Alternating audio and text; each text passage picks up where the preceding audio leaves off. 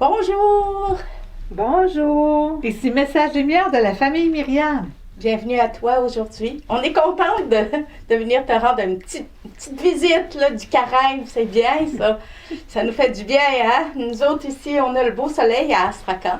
On te souhaite la même chose. Jésus, notre soleil, nous dit une parole pour aller un peu plus loin dans l'amour aujourd'hui. C'est l'Évangile de Jésus-Christ selon saint Matthieu. En ce temps-là, Jésus disait à ses disciples, « Vous avez appris qu'il a été dit, tu aimeras ton prochain et tu haïras ton ennemi. Eh bien, moi, je te dis et je vous dis, aimez vos ennemis, priez pour ceux qui vous persécutent, afin d'être vraiment les fils de votre Père qui est aux cieux. Car il fait lever son soleil sur les méchants et sur les bons, il fait tomber la pluie sur les justes et sur les injustes. En effet, si vous aimez ceux qui vous aiment, quelle récompense méritez-vous? Les publicains eux-mêmes n'en font-ils pas autant? Et si vous ne saluez que vos frères, que faites-vous d'extraordinaire? Les païens eux-mêmes n'en font-ils pas autant? Vous donc, vous serez parfaits comme votre Père céleste est parfait. »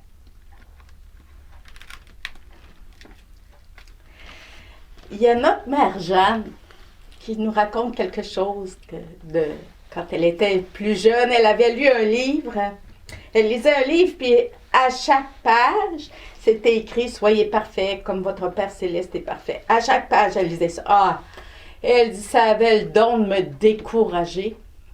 Jusqu'à ce qu'elle arrive à un endroit dans le livre, on disait être parfait, ça veut dire reproduire un aspect de la sainteté de Jésus.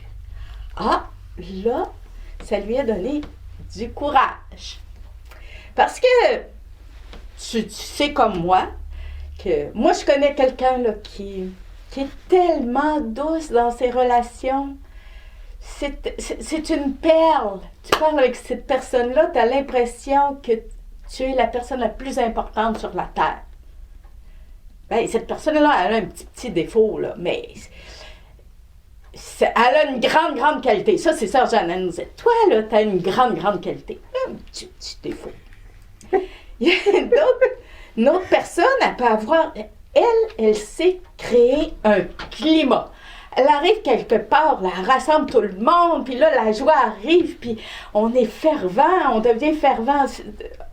C'est comme si notre amour pour Jésus reprend de la force, tout ça. Elle aussi, elle a un petit défaut. Admettons qu'elle laisse traîner ses chaussettes. C'est un petit défaut, mais à côté de cette grande qualité-là, tu comprends, c'est un détail, on laisse passer ça. Une autre personne va être très généreuse. Et partout où on a besoin de quelqu'un, elle est toujours là, toujours la première à aider. C'est une grande qualité, ça. Elle a un petit défaut aussi, mais que tu veux, à côté de la grande qualité qu'elle a, tu comprends? Il faut faire attention quand... Dans des cas, il ne faut jamais se comparer. Parce que mon petit défaut, ben c'est sûr, il fait souffrir les autres, mais ma grande qualité soutient les autres. Puis il faut pas que je regarde juste le petit point noir dans la vie de l'autre. Elle a un défaut, non. Si je me mets à regarder ça, c'est décourageant, puis je vais décourager l'autre. Non! Reproduire un aspect de la sainteté de Jésus, c'est un beau secret. N'est-ce pas? Bien oui, puis je ne sais pas si tu en as entendu parler de la carte d'identité filiale. Bien, dans la carte d'identité filiale que Sœur Jeanne nous propose de trouver, c'est comme notre identité filiale, il y a l'attrait de grâce. C'est un des points majeurs, là, auquel, quand on trouve ce point-là, les autres se placent, puis on arrive à devenir soi-même, puis à répondre au projet de Dieu. Alors, ce point-là, que Dieu veut pour toi, c'est ton attrait de grâce. C'est ce qui te fait ressembler à Jésus d'une façon particulière. Mais Jésus, des fois, le Seigneur, par les événements, va te conduire à cette vertu-là. Mais habituellement, il arrive un moment dans notre vie qu'on va dire à Jésus, Jésus, pourrais-tu pas jouer à d'autres choses?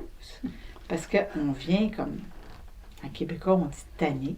On vient fatigué. On vient fatigué de toujours faire Des efforts. de toujours. C'est que le Seigneur, s'il veut que tu donnes cette qualité-là, cet aspect-là de son cœur, il va permettre des événements pour travailler ça.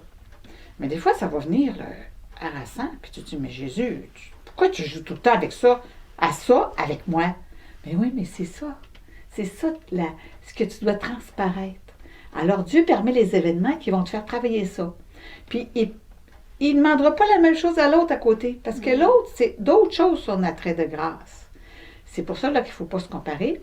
Puis, il faut dire oui. Une fois qu'on a trouvé à quoi il veut jouer, il faut accepter. Il faut rentrer dans le jeu. Puis là, ça marche. Là, tu vas monter les marches. Là. Il va y avoir une progression. Puis à un moment donné, tu vas arriver à une grande fécondité. Parce que c'est là que le Seigneur t'attend. C'est pour ça qu'il t'a créé. Tu es dans son projet et cet attrait de grâce-là, pour lui, c'est très important.